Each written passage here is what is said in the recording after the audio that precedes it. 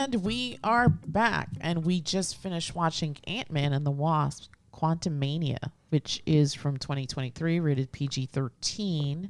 There was a couple of curse words in there, no? Yeah. 2 F words, maybe? 3? I think I lost count after F words. 3. Wasn't there F words? No, I just heard, like, shit, I think. I don't know. Oh, I could have sworn I heard F words. I don't think there were. Could there? Maybe. I think they get one in a PG-13 movie if they wanted it. But no, I don't think it was. Because you know why? Because I remember seeing some interview with Chris Pratt, and he was the first one to ever drop an F-bomb in a Marvel movie. Oh, and that was in Guardians. Okay. This has a runtime of 2 hours and 4 minutes. This is directed by Peyton Reed, who'd done the first 2, right? I think so, yeah. With writing credits to Jeff Loveness, Stan Lee, and Larry Lieber. Well, I think they just put their names on because they created the characters, but the screenplay was probably no Stan cameo. No, this is the post Stan cameo era. Phase 2 of Marvel, which is it phase or 3? Is it at this hell point? Who even knows? This point? Yeah. So let's get into it. Are we speaking to spoilers here or no? Let's do the usual thing where we just talk about it, and then after we give our numbers, if we feel like talking about it more, we'll do spoilers. Okay. So in this story, we find out that Scott, played by Paul Rudd, is just living his life, being mistaken for Spider-Man. You notice while that the Welcome Back Carter theme song plays in the background. When the guy thought he was Spider-Man, he gave him free food. Oh, yes. But when he realized he wasn't Spider-Man, he said $12 for a cup of coffee. Which goes to show you again that Spidey is rules. The best super. Mm-hmm. So in this one, Cassie, played by Kathryn Newton, is it? Yes, Kathryn Newton is all grown up and following in the footsteps of Hank Pym, I guess. Yes. Grandpa Henry or whatever she was calling him. Grandpa Hank, she called him. Grandpa Hank. I know. I looked at you and I was like, really? But I guess they're like common law husband and wife. I mean, he's dating his daughter. Yeah. So he's been with Hope, played by Evangeline Lilly. He's been with her for a bit now. Yeah, they're superhero teammates and whatnot. And so family, his daughter's hanging around. I guess. His daughter's hanging around all the science equipment, and she's always dreamt of using it to get her dad back or become part of the team. She's got her own suit, which he isn't aware of in the beginning. That's the not the grandparents, because Janet was all in the dark about this, right? For the most part. It seemed like this was a thing Cassie was doing with... she didn't know what Cassie was doing with the whole story revolves around them getting sucked into the quantum realm where they have to find each other and then stop the evil that's taken over the quantum realm, and hijinks ensue. Well, no, wait. So Janet knew about the suit, but she didn't know about the messaging system. Okay, so fair enough. But still, I was going to say this is, once again, in typical everyday family fashion, grandparents meddling. Yeah, but also, I mean, honestly, I think a lot of... this whole film probably wouldn't have happened if Janet would have just told them what the hell was going on in the quantum realm. Yes. It's like, why didn't you tell us any of this stuff? Yeah. I didn't want to live through it again. Yeah, well, it's pretty relevant to the fact that this is the sort of crap that we work with. We're always going into the quantum realm. So, and not only that, but just as a cautionary tale, right? Just, I mean, let some time pass and go through the whole, I guess, PTSD of your experience while you were in the quantum realm, Janet. Yeah, Janet. I found it very useful. Janet. I'm going to just come out of the gate and say this, for me, was a 6.5. Really? I'd give it more. Really? It was just okay. I thought it was good. I thought it was fun. You know what? You're right. No, it was good. So a 7, maybe. A 7. Yeah, I would. A 7. I would make this a 7. Okay. So this, to me, is a 7. It's... The FX work on this is just unreal.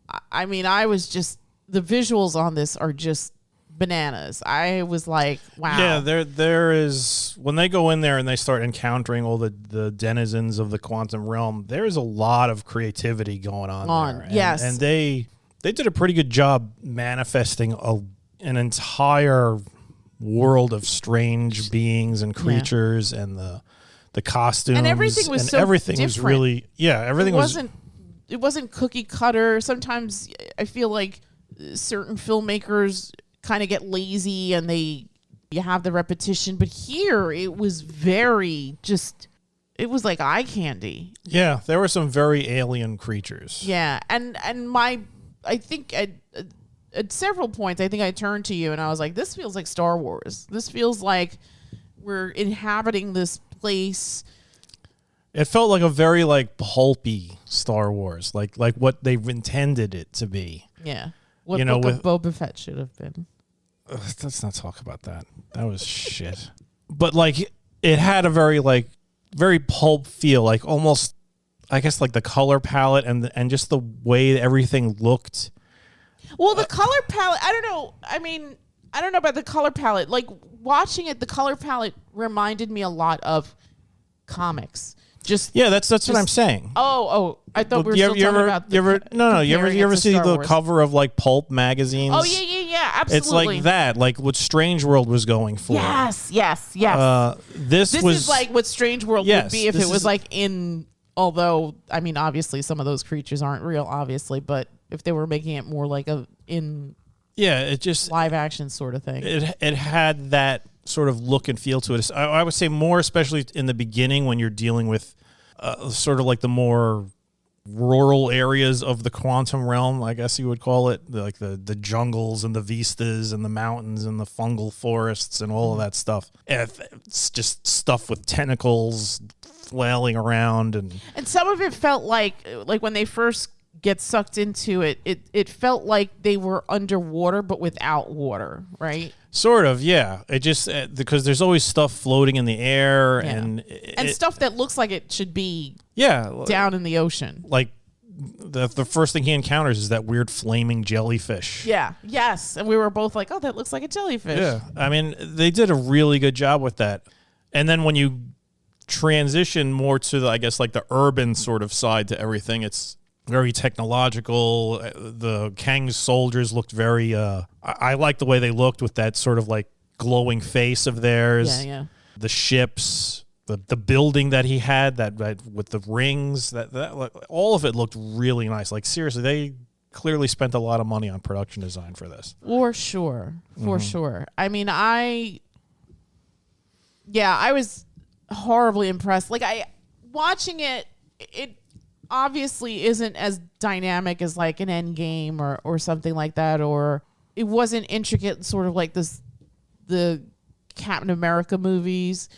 The story is pretty A to B kind of, and I feel like the tone they were going for, it's Ant-Man, so it's obviously going to have a bit more humor in it than say Captain America, the Winter Soldier, or any of that. I mean, that's like serious. I mean, a war film, a spy film, and just like some blockbuster extravaganza at the end. Right. This had a lot of like humorous moments to it. Yes. They also I felt that they mixed it well with the more serious notes, especially when dealing with Kang. Kang was not.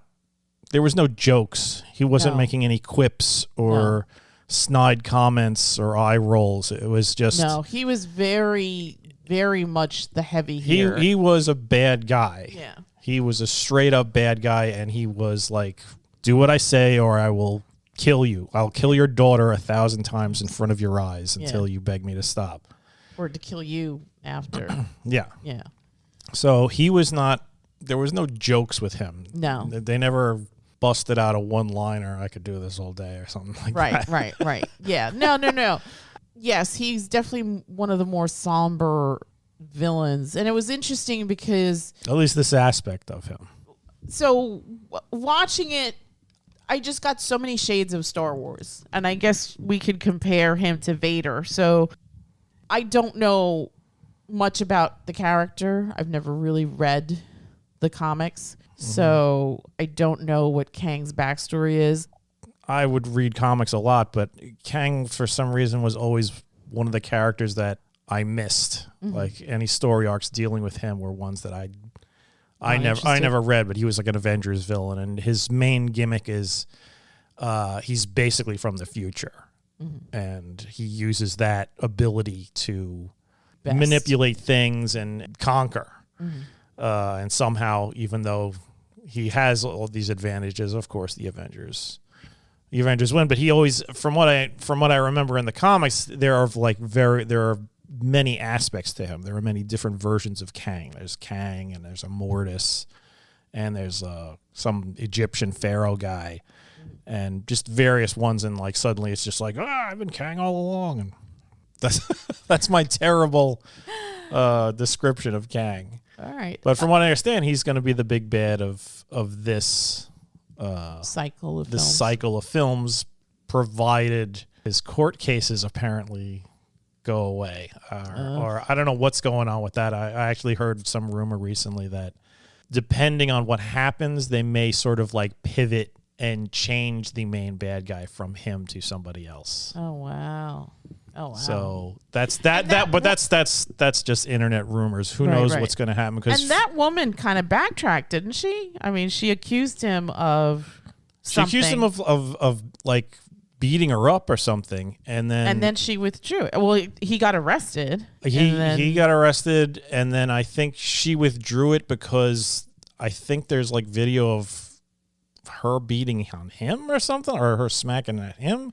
I don't know. Yeah. I don't really. I try to Marvel avoid has done a really this sort good of job crap. of suppressing this because this doesn't get in the news cycle. Nah, the most I've ever seen it mentioned is like when it first came out. Happened right and when he was arrested. Of course, Twitter goes berserk. Of course, so of course, and it's just random people's opinions. So sure. I don't know. I mean, if he did do something bad, yeah, get rid of him, or just recast it. I mean, he's supposed to be one of many, so he could. They don't all have to. They don't all have to look like Jonathan Majors. I mean, I don't know which. Considering he is one of many, who's to say that the one that's going to be the overarching bad guy for this entire story arc is a Jonathan Majors version of Kang? Right. True. Who knows? I mean, I hope there's leeway in this. I like him as an actor, and I hope that he is not guilty of what he's been accused of.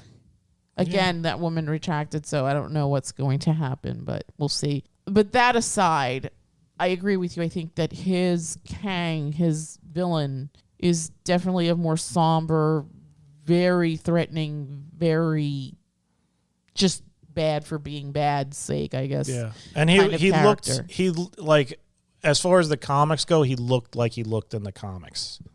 They definitely. What do you mean, his costume or his outfit when he finally when he was like in his full regalia? That's what Kang looks like in the comic especially when he's wearing that sort of headpiece that makes his face blue.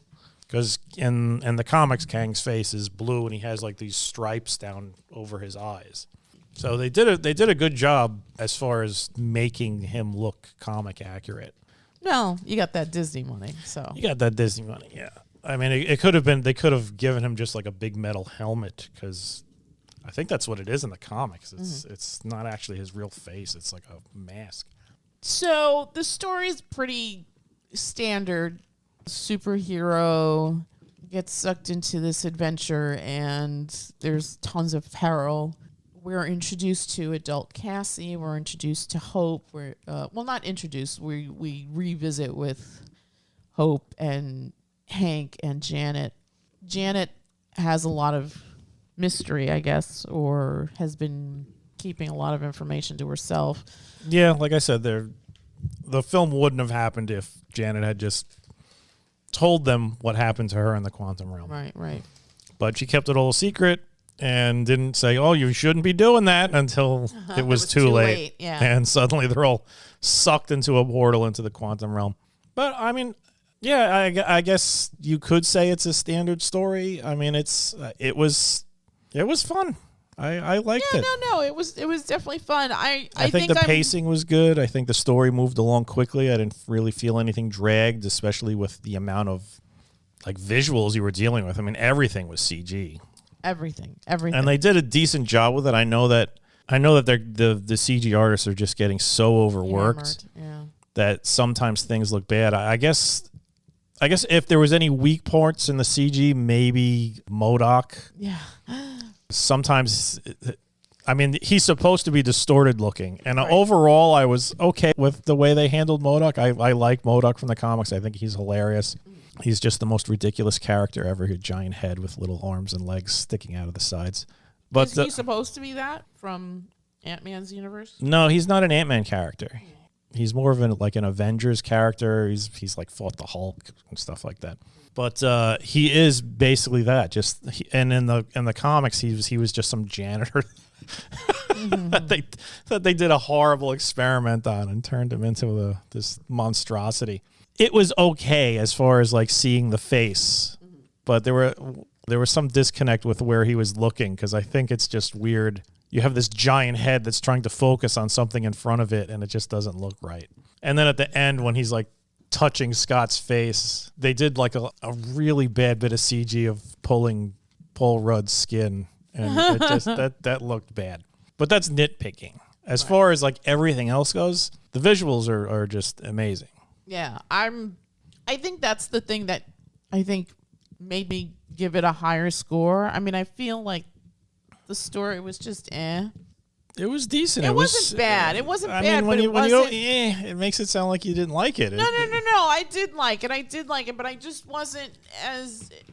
I'm so used to Marvel putting out like just really. Phase 1 of Marvel just really like ruined me, because it's like I expect more. Yeah. No, so I get that, yeah. So when I don't get more, I'm sort of disappointed, but not enough to not watch the film. I mean, I see where you're going with that, but as far as like if this is phase 2, I don't know. It could be. I think it might be 3 at this point. point. I don't know, but whatever. As far as this phase, I think this is probably one of the better things. I mean, it's definitely better than Eternals was. Oh my God! I wouldn't even put it. It's not as good as Guardians. Yeah, which also came out this year, which was lovely. Yeah, I would probably put it on par with that last Spider-Man movie. I actually like this more than the last Spider-Man movie. Yeah, I think it's about equal. Yeah, maybe a little bit better than. Yeah, than no, the this last was definitely because the last better. It did annoy me in the last Spider-Man movie how he just kept bungling things. Yeah, but it was still entertaining. I mean, I think little kids would love this movie just because of all the crazy stuff going on and the monsters and at least I would have when I was a kid. I don't know what little kids want now. Yeah, no, I thought it was colorful and lovely. Unless it's got some internet jackass. they're not happy. All right. Who knows? I mean, people ruined Lightyear, for God's sake. So. Yeah. So you give it a what? I think I would give it a 7. I think it was. I'd give it a 7 as well. Yeah, it was. It's not as strong as other Marvel movies, but it was really good. It's better than some of the other things that they've put out. As far as the Ant-Man films go, I think this is the third best one. Yes.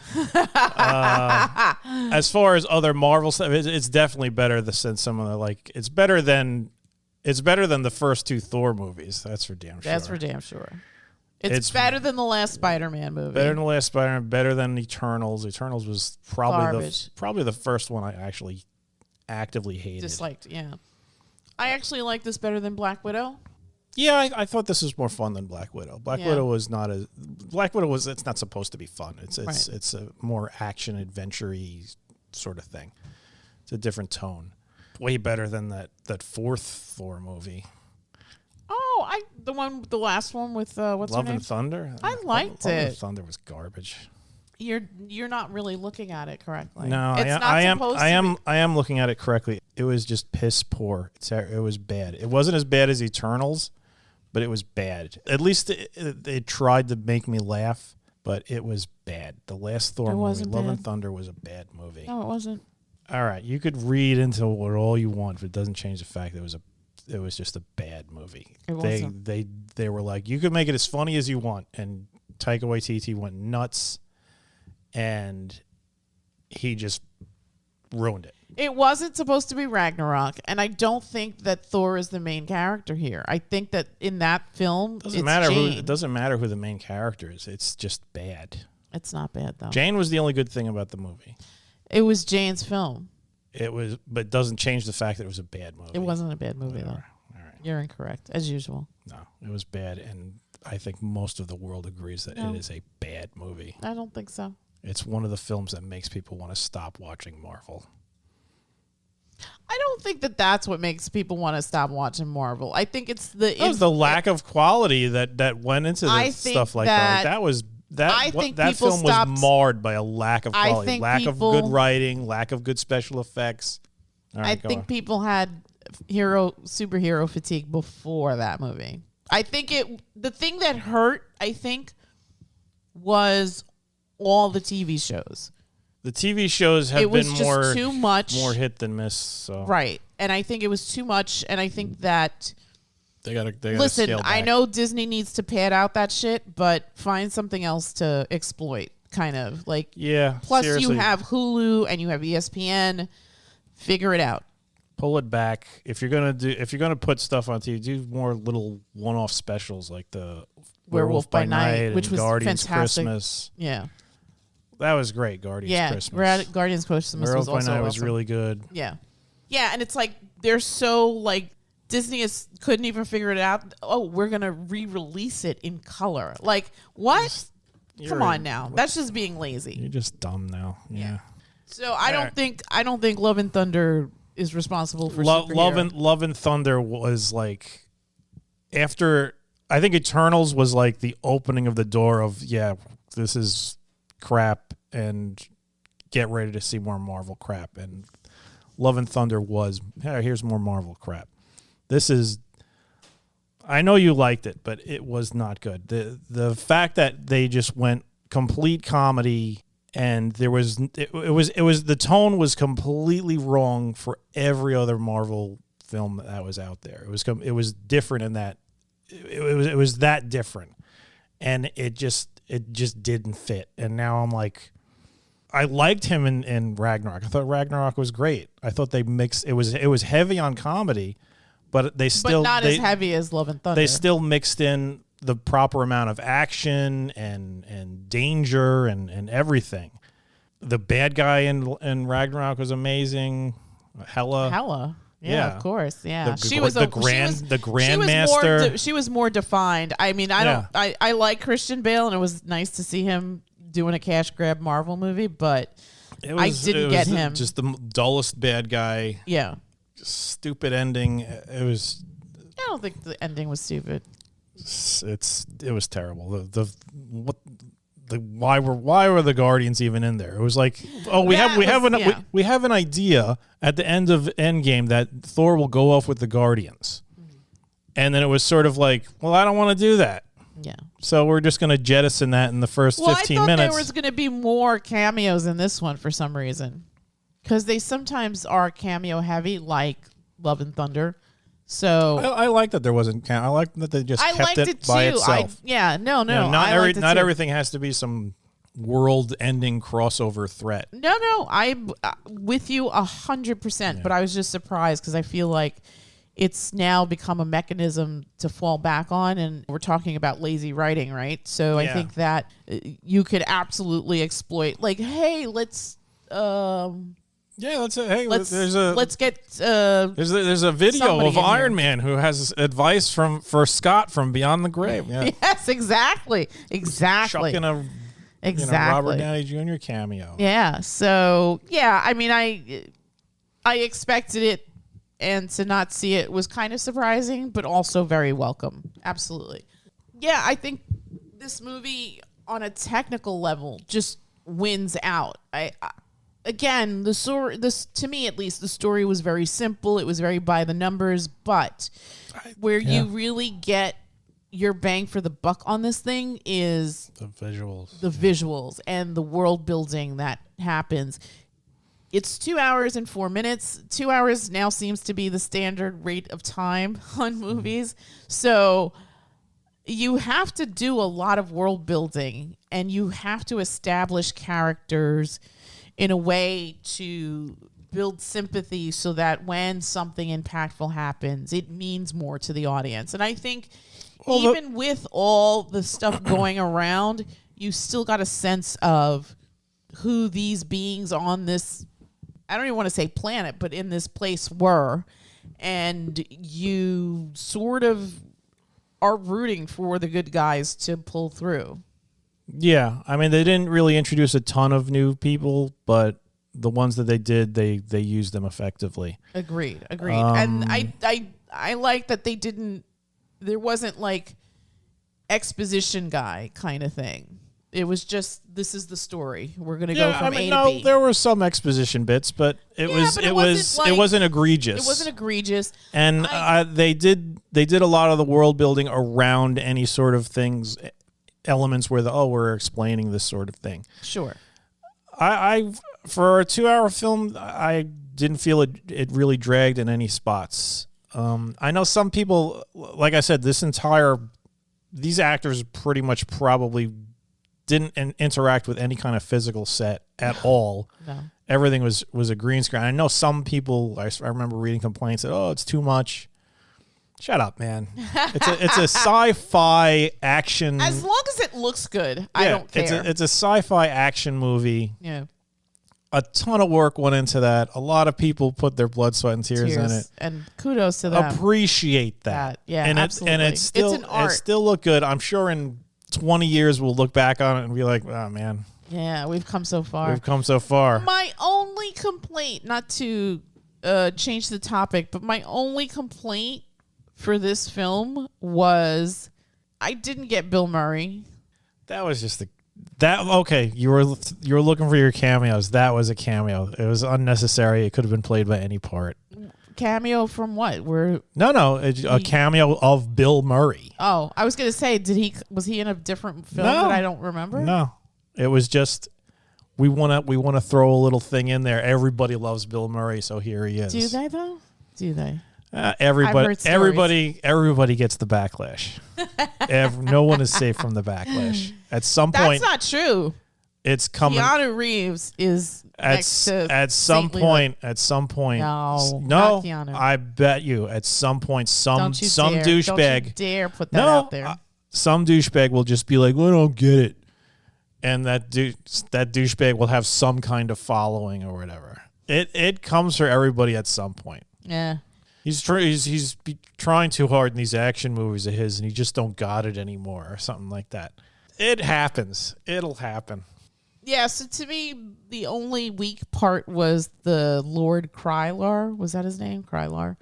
I didn't really care for it. He was exposition guy. Kind of, yeah. He was the catalyst for Janet finally talking about what the hell happened and why they are in such trouble. Well, eventually she breaks down and breaks it down for everybody, but yeah, after they go on the run, because he's basically like, you left us here.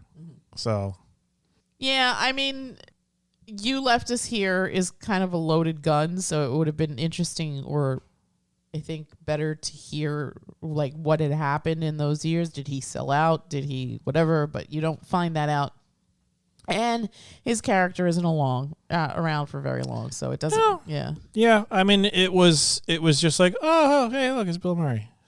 That's really what it was. And like I said, it could have been played by anybody. Sure. It wasn't even like he really added some sort of like great charm to the character. Mm-hmm. It was just sort of, I don't know. He was just acting the part. Yeah. He wasn't really Bill Murraying it up. Not a complaint, but I could have lived without MODOK. I think you needed him because the bad guy always has like a lieutenant. Mm-hmm. And that's where that came in. I guess what they did with him, probably everybody freaking knows, but I'm not going to say it until we talk about spoilers, but they tie it into the rest of the Ant-Man movies, which I guess makes sense. And it would also explain why his body looks the way it does. Well, we've both given this a 7, so should we just speak to spoilers at this point? Okay, yeah, we can talk All right, spoilers. so if you want to deep dive with us, we'll stick around, and if you don't, now is your time to turn us off. Mm-hmm. But come back next week. All right, so we're going to speak to spoilers now. So do you want to start? So yeah, well, as we were talking about MODOK, the MODOK turns out to be Darren Cross, the villain Yellow Jacket from the first movie. And if you remember in the first movie, he dies pretty horribly, but apparently he didn't die. He just got really messed up and sucked into the quantum realm, all disproportioned. And Kang saves him and turns him into basically some sort of cyborg henchman. Yeah. That looks like MODOK. I liked him when he had his little faceplate down. Yes. When he had the faceplate down, he looked awesome. Yeah. When he didn't, when the faceplate came up, he looked. I mean, I think the issue is that you're never going to make that look dangerous. Sure. You're never going to look at that Corey Stoll's face with those little arms and legs and be like, "Oh my God, that's terrifying." Yes. It's goofy, and they were just like, "All right, this is goofy. Let's just make him kind of goofy." Yeah. I mean, he is in the first movie. He's like a threatening, menacing villain. In this, he's threatening in that he has amazing technology and he's got laser guns and like glowing electric buzzsaws and rockets. But they took away the menace and replaced it with douche. Yes, there's that whole conversation about not being a dick. Not being a dick, and at the end he's just like, "I'm not a dick." And even at the end, he's just like, he's still a douche. And he's like, I always thought we were brothers, you and I. And Paul Rudd's just like, okay. And he's like, at least I die an Avenger. And they're like, yeah, just you're totally in. Yeah. That was funny. So that was kind of funny. I like that they kind of knew what they had to work with. Because seriously, you're not MODOK, you can't. I understand sometimes in the comics he's like this dangerous villain, but look at him. Yeah. He's like a little egg with he's a big head with little baby arms and little baby legs and like a rocket in his ass. And even in the comics, he's just like they portray him kind of ridiculous. Yeah. He's just like, behold my power, stuff like that. Yeah. What did you think of Kang? I liked the way they handled Kang. I thought that, like we said, he was straight up menacing. Mm-hmm. I like the way they made him look. They really did a great job with the comic accurate costume when he actually came out and was like unleashing his power. Mm-hmm. You could see why he is a terrifying Avengers level threat because he's just vaporizing people left and right. There was, again, I don't know too much because I've never read, I guess, Kang in comics. So from what you know, maybe you can explain it. There seemed to be something almost tragic about him in a way.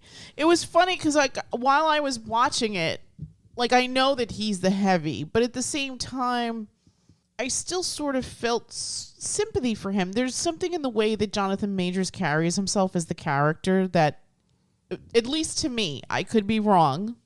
Again, this is just my opinion, and you can tell me what you thought watching these scenes, but there was something almost I guess for lack of a better word, tragic about him. He presents himself to Janet as this lost scientist or whatever who needs to get back home, and then through time they forge this relationship where she sees him as a friend. And she even says when she's telling, I guess, Hank and Hope that after being in this place for so long, it was nice to have someone to speak with, to commiserate with, to talk to. Right.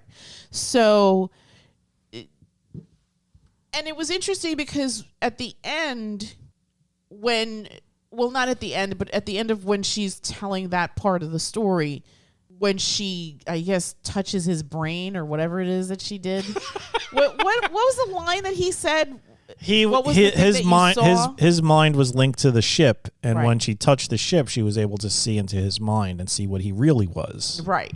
So, yeah, because then further on, he says that to her. He's like, "What was it that you saw?"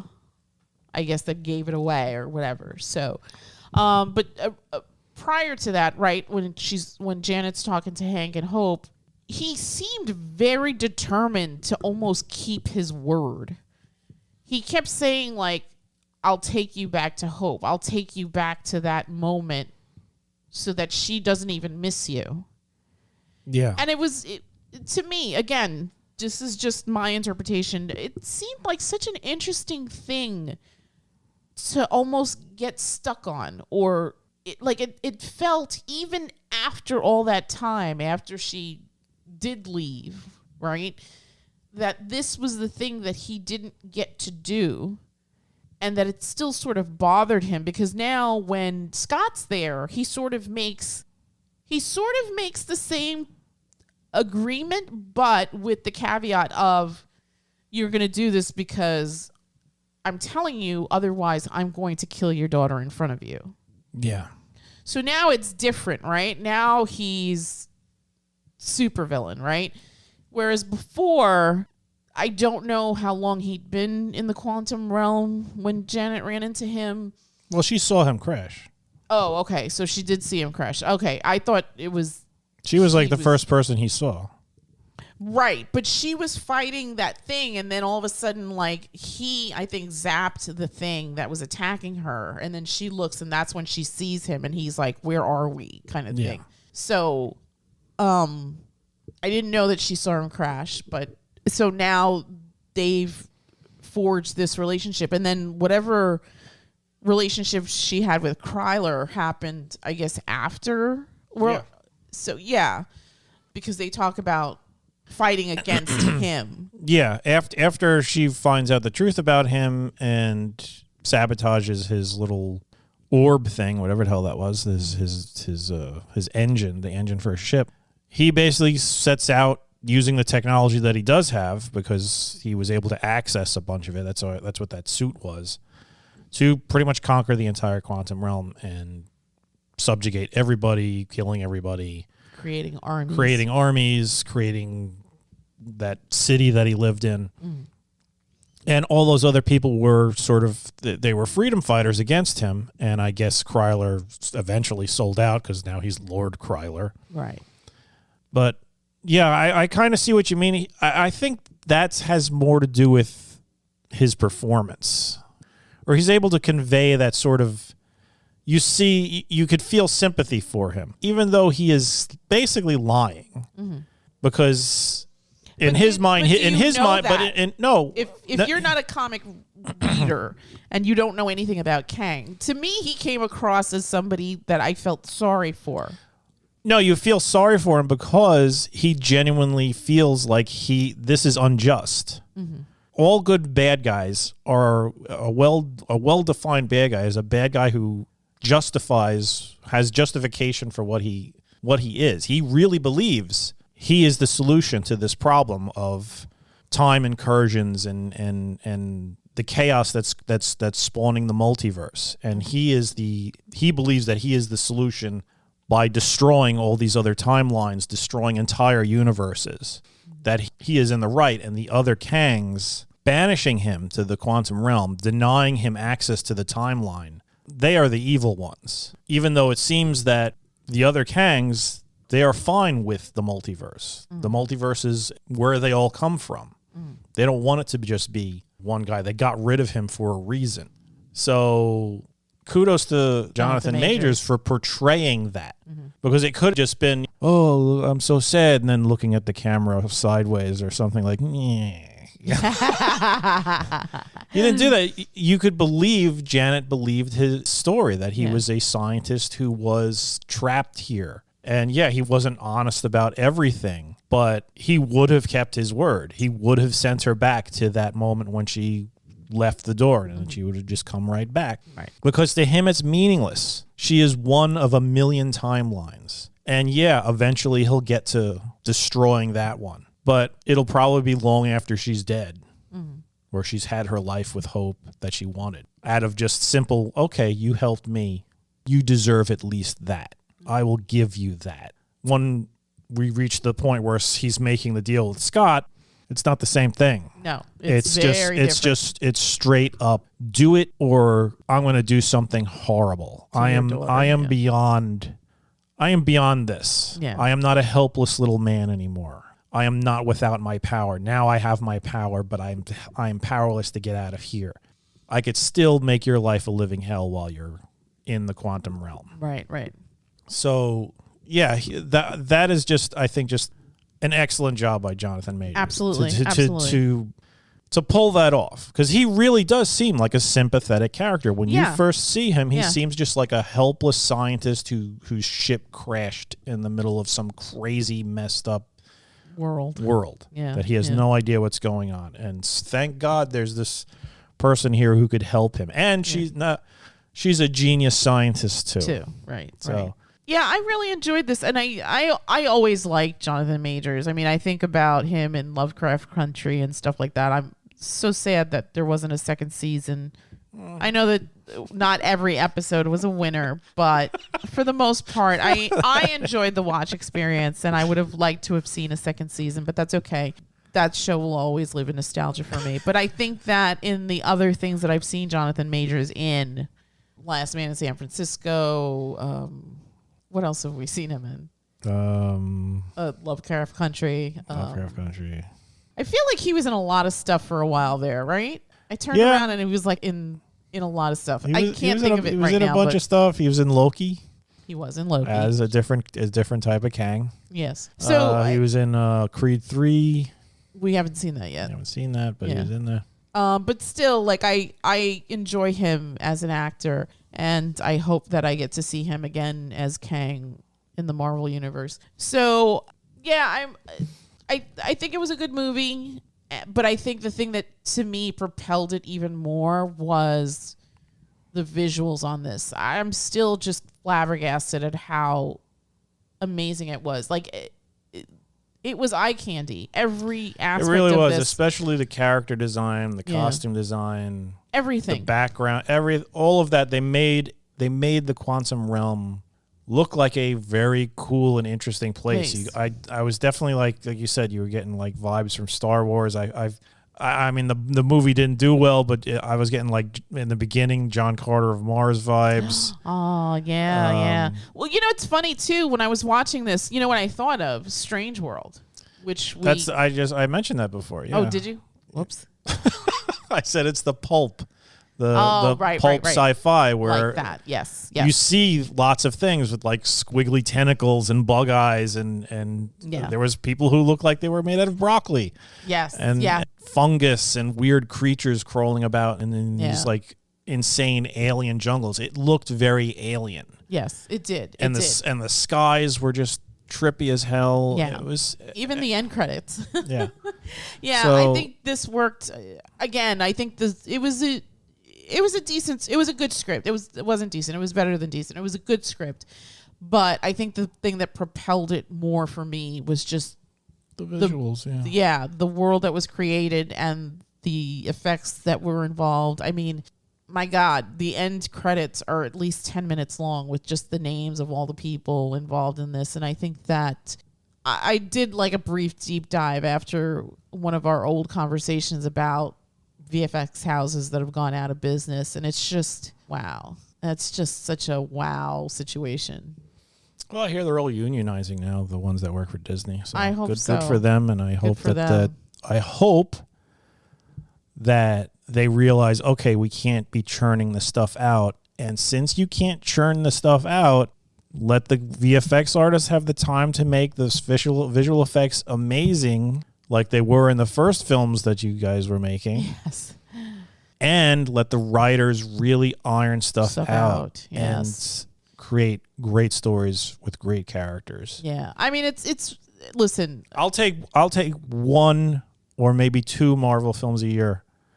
Over 4 or 5. Over 4 and 3 TV shows. Yeah, for sure. For sure. Give me quality, not quantity. You're gonna seriously wear out.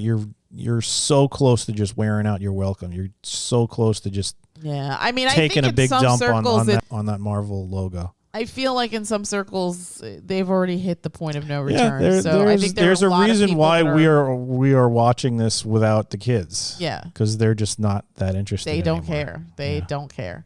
And for months later, I mean, this hit the streamer, I think, a bit back, but we're just getting to it, kind of thing. So this was one of those things where if you hadn't mentioned it, I probably would have nominated a different film for viewing today. So kudos to you for that.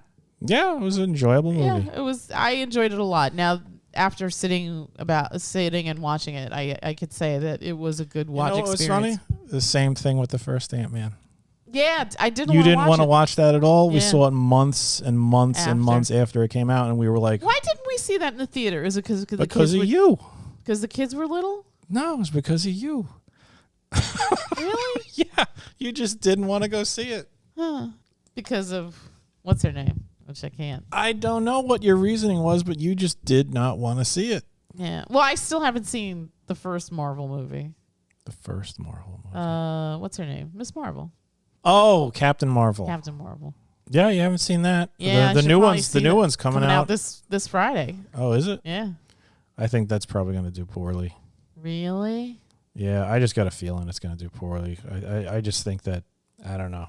Oh, no. I hope it doesn't, but I hope it's good. But Yeah, I have no hope it's good idea. too. The trailers looked Look impressive. Good. Yeah. Are they advertising that enough though? I think so. I see commercials for it, and I don't really watch a lot of commercial television. But are you seeing a lot of commercials for it? I feel like, it's funny. You made a funny comment, but like it was right on the nose. You were like, I feel like I see more commercials now for Five Nights at Freddy's than I did before. Yeah, that's true for Five Nights at Freddy's. I think you know what that was.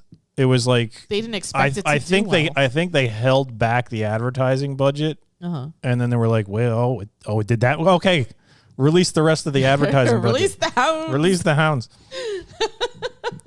But that's so weird. Like, why would you attack it? Like, why wouldn't you do it like the days before the film came out? Okay, look at what it is. You got a bunch of old guys, studio execs, who have no clue what the hell Five Nights at Freddy's. What is that? Like a porno movie? They have no idea what this property is. They're like, well, what's the audience? Who's been watching this? Oh, kids watch it on YouTube? It's a video game that kids watch other people play on YouTube? That doesn't sound like they had no idea what they had. No. I'm sure maybe like one or two people. And they were just like, and how much was the budget? Like 20 million. 20 million? So they're like, all right, let's just make this small little movie. Yeah.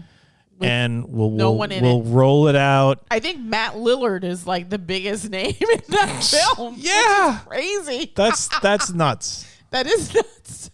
Matthew Lillard and what the Josh Hutcherson. Mary Stewart. Mary Stewart. I think Josh Hutcherson is a bigger name than Mary Stewart Master. What the hell is he been in? What is Josh Hutcherson? He's really been in stuff. You've seen him in things. Yes, he's one of those guys in that thing. Yeah, but he's been in things like as of fairly recently. Like when the hell was the last time you saw Watts in a movie? Yeah, that's true. Come on. But she was Watts. She was Watts. Yeah. She was great. But it's funny because that movie, like you pointed out, did bananas in the box office and on streaming. Yeah. So nothing makes sense God only anymore. knows what these audiences like. There is no rhyme or reason anymore. I think you're absolutely right. I think people just like what they like, and that's it, right? Yeah. I mean, to me, Top Gun Maverick I don't get why that's $1 billion movie. That's another baffling thing. Yeah. I mean, I understand why the Mario Brothers movie made as much cheddar as that thing, but Top Gun Maverick. Well, I mean, even the old guy in the office and the producer's executive office, they know what Mario Brothers is. Yeah, they probably played Mario Brothers, but like seriously, none of them had any clue what the hell FNAF Five was. Nights at Freddy's is. Yeah, you're not saying it right. It's FNAF. FNAF, whatever. God bless them. I mean, I'm sure there's going to be a FNAF 2, 3, 4, 5, and 6 at this point. At this point, yeah. Yeah. Good on them. But getting back to this, if you have Disney Plus, go check out Ant-Man and the Wasp, Quantumania from 2023. It's already done double its budget globally. All So right, I guess it's a success. I don't think it did the numbers that they were expecting it. I think according to IMDb, it's a $200 million movie. It made a little bit over that in the U.S. and Canada. Yeah, I think they're seeing like diminishing returns on their investments. So yeah. From what I understand, they like the last thing I heard is that they're actually sort of taking this sort of thing to heart, and I think they're starting to like scale back stuff. They should because like you said, delaying release dates, Yeah. and also they're just, only just hurting producing their brands less by doing that. and also taking some stuff back to the drawing board. Like they took that entire Daredevil TV show back to the drawing board.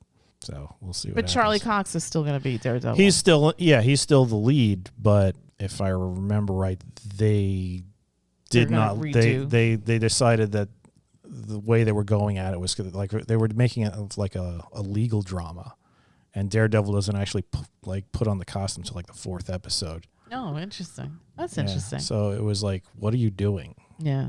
Or have you forgotten who brought us here? Yeah. Just nerds want to see Daredevil kicking people's Just asses. beating the crap out of people. They don't want to hear him settling somebody's parking ticket. I mean, there's a place for it, but obviously that shouldn't be the focal point of the half-hour story. Yeah, again, 7/7. I think if you have Disney Plus, definitely check out Ant-Man and the Wasp, Quantumania. There's really good script writing. There is amazing special effects, great costuming, set pieces. If you want to work in film, if you want to work in VX work, check this movie out. This is a good template of what your stuff should be looking like. Again, it's not always going to be perfect, but this is pretty damn near it. I couldn't see, other than the weird Corey Stoll face, everything looked seamless to me. Everything looked really. I'm sure people will complain, but yeah, but I mean, whatever. Like when you watch some of these movies, you can sort of pick out things like, oh, that didn't look so polished, or this. Yeah, like the Flash.